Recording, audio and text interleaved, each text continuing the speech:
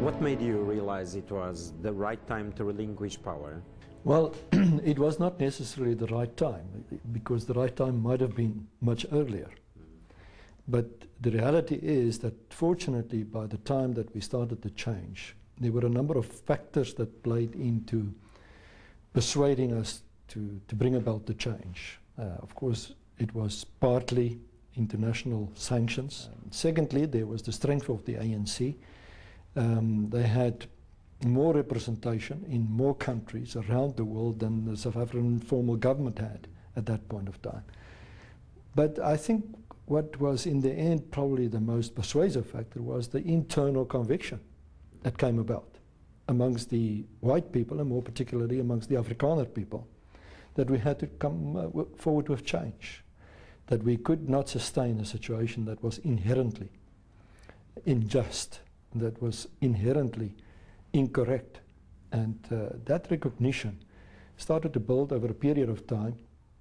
Unfortunately, it culminated at the right moment by the end of the 1980s, through which we could start the process of change, through which we could start the process of democratization in South Africa.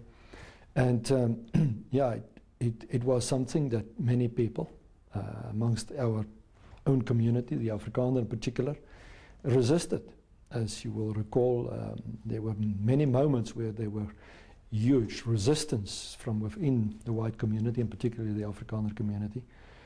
But I think the overall conviction of the majority was such that we could go ahead and bring about the change.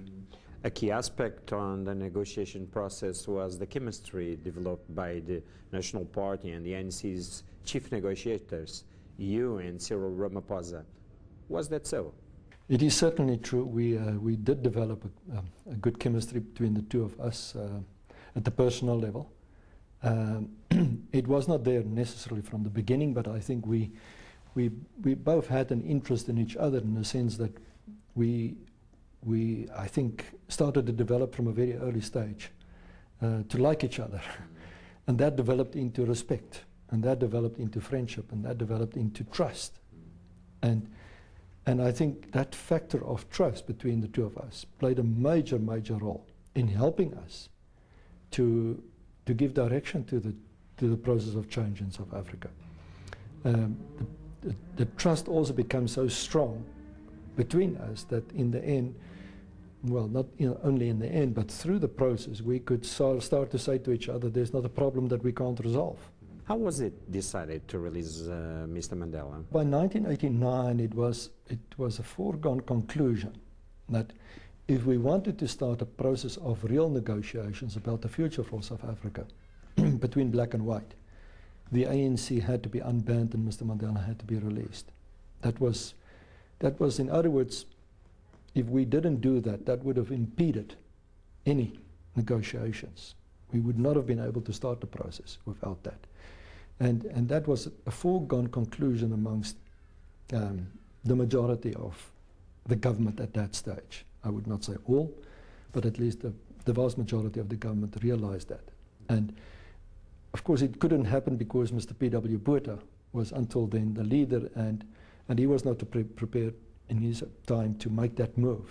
When Mr. de Klerk came and we had the change of leadership, he was prepared on the basis of that conviction to make that move, and you know, it was almost a natural process that we then started to take on. I think what was surprising to many people is that it happened so soon after he became president. Of course, as you will recall, he became president of the country only in September of 1989, and this decision was essentially made in December of 1989 by the government. It was only announced on the 2nd of February the next year.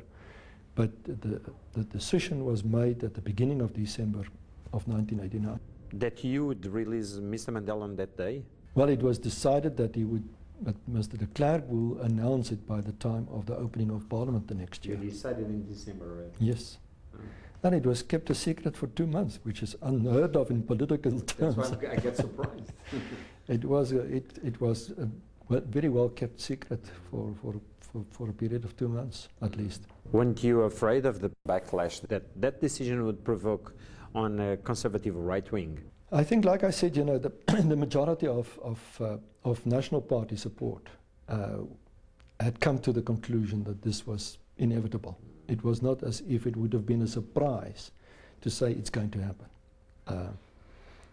So I think it was a conclusion that prevailed in the minds of the majority of the government people and in the minds of the majority of the white people. So the Mandela that you saw coming into light was the same person you imagined while in prison. Yes, but I was also more impressed, I think, than what I expected at the same time. I came to see him for the first time in May of 1990 when it was the Grote Skeer summit which we held in Cape Town. And that was the first official meeting between the government and the ANC leadership. Of course, that was 3 months after his release. So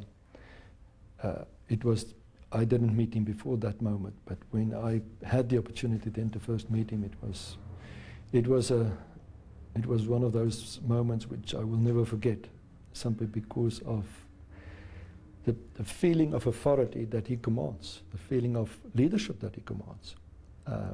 And it was there, it was his whole presence, was just spreading the message. This man is a leader. He is the kind of person that the whole world expected him to be, but even more. What is the picture of Mr. Mandela that you keep in your heart after all this process? I think if I can describe it best, I would say he's a gentleman. He's a real gentleman.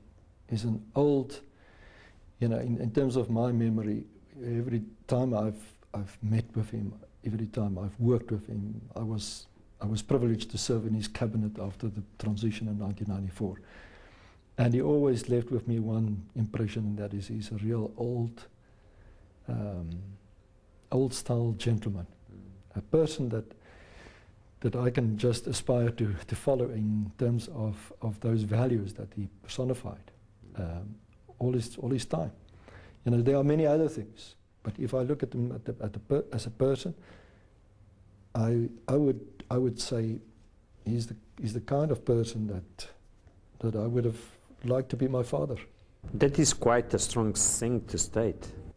Well, that is really how it is, and that's why I feel so privileged that I had the opportunity to come close to him, particularly as a white person, as somebody who was coming from the opposite camp, so to speak, person who was coming from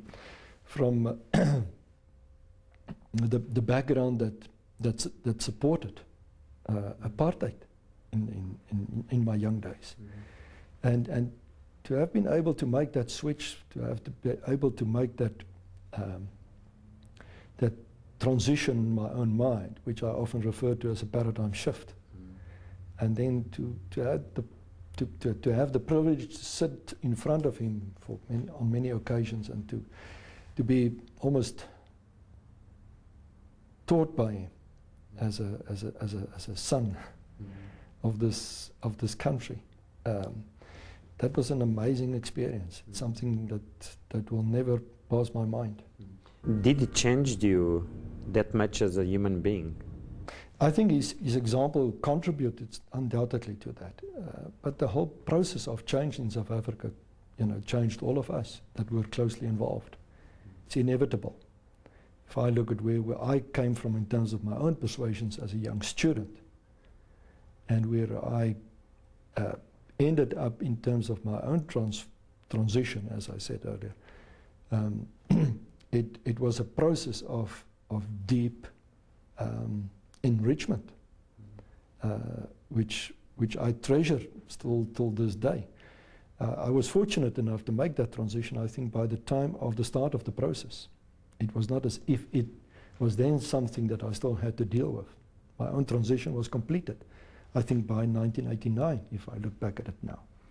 So Mr. Mandela's presence thereafter maybe confirmed my own conviction, and it strengthened it.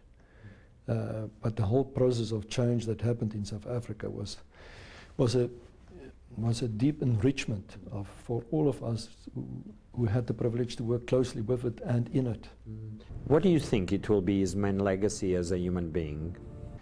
I think I think the fact that he was a humble man. He was a person that always thought first about others. That is the impression that it came across to me in all circumstances. I will never forget it. The first thing he would, if he greets you, would have always said, "How are you? How's the family?" He was one of the first ones, and that was years after I left politics. When my daughter passed in a car accident, he was one of the first ones that phoned me directly himself to convey his condolences. And I think that just shows the person he was. He was concerned about others. He was concerned about the nation, not self-interest. And that is one of the things that made him so great in terms of the total mindset of South Africans. Admiring so much Mr. Mandela would make you hurtful, didn't he, when he made some painful remarks against your own government? You know, he was of course a politician his whole life. And those things come forward in politics, you know, and it was not as if I think he was totally unjustified in what he said. He might have used different words. He might came across too strong in his utterances at the time. But I think there were reasons for him saying what he said, and I think in the process we have made mistakes in provoking him to say things that otherwise could have been spared. But you know, when you are in politics, and I was in politics for a greater part of my life, I came to know how to handle the situations like this, and it was not as if that